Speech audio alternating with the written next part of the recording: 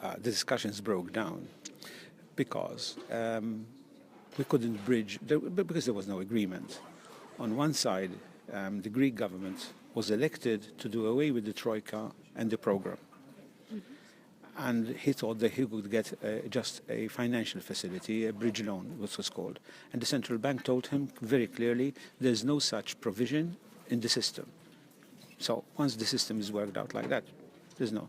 So back to square one. And but he, on the other hand, he wanted like for these 6 months, the finance without the obligations, rules, reforms, requirements. The program was very, very on privatization, on pensions, on the public sector, on wages, and so on. He said, no, let's freeze it for 6 months. And all the other countries said no. At least he climbed down from the fact that he wanted a haircut initially, but he came around because all the governments told them they were very always offended to hear that, because that was like Malta's, a sign of solidarity, a big contribution. 2.4% for Malta is a big contribution. So they're quite offended to say, look, forget the debt or let's halve it. We don't want to hear that, but we're trying to be flexible and help you. If you have something new in mind, a new approach, we want to listen. But there's no time for it, so we have to spend 6 months in order for that to come about. But in the meantime, you have to accept the program.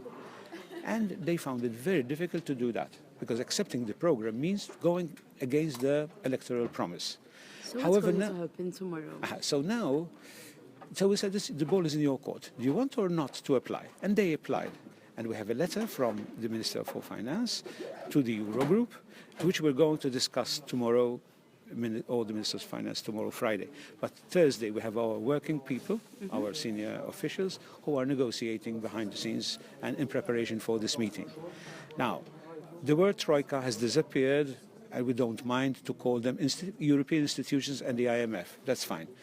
But the word program disappeared, and instead the finance minister is referring to a master financial facility agreement. But he mentions the word extension. So it's a good word, extension. But extension of what? Extension of the program is fine. Extension of something which does not exist, master financial facility agreement. He has to say that is meant program. If he says that, then we agree. Why? Because it's not a question of the word behind it. Are you going to be tied down? I mean, we're the creditors. We're giving him a facility from our own money, but on conditions that he won't reverse the program.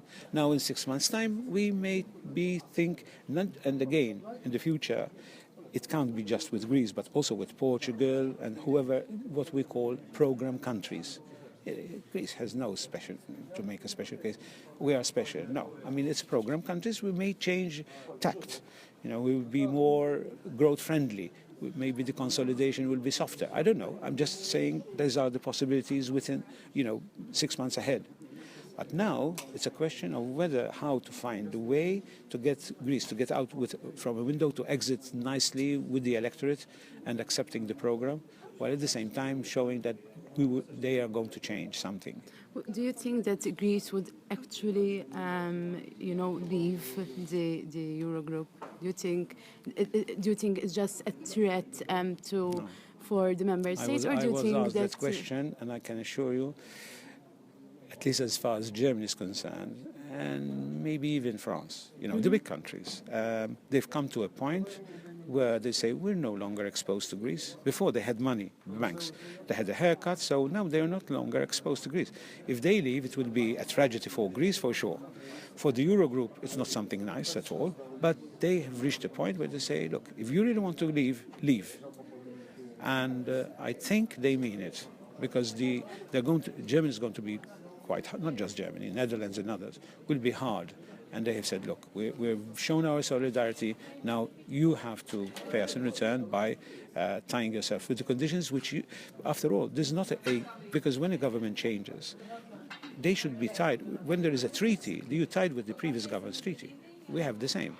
I mean, we've paid from our, we've paid the EFSF monies which the previous government has agreed, but we didn't say, because now the party has changed, we don't pay them. So Greece has to do the same, and that's what we are asking them. But I think the meeting tomorrow is going to be very difficult, and there is always that possibility. It's not 1%, it's a high percent that if finally really they get hot and they don't agree, it would be, I think you were quoted as saying that it would be a disaster if Greece left. Yeah. But No, we're trying to help both parties come together. I mean, I had a meeting with the Minister of Finance for France and Italy, Padoan and Sapin. And we were just saying that we're the bridge builders. I mean, these are the hardliners, and the other hand is the Greek, who unfortunately do not know how the rules work, how the Eurogroup work. They're completely new, and that's a drawback for them. We're trying to explain to them that even they can get flexibility within the rules, but going back to the bridge builders, we're finding, at least in the past meetings where Greece, they even didn't provide the links with which we could link with them. They were completely extraneous, talking a language of which normally used in the streets in the campaign, not which officials use in the Eurogroup.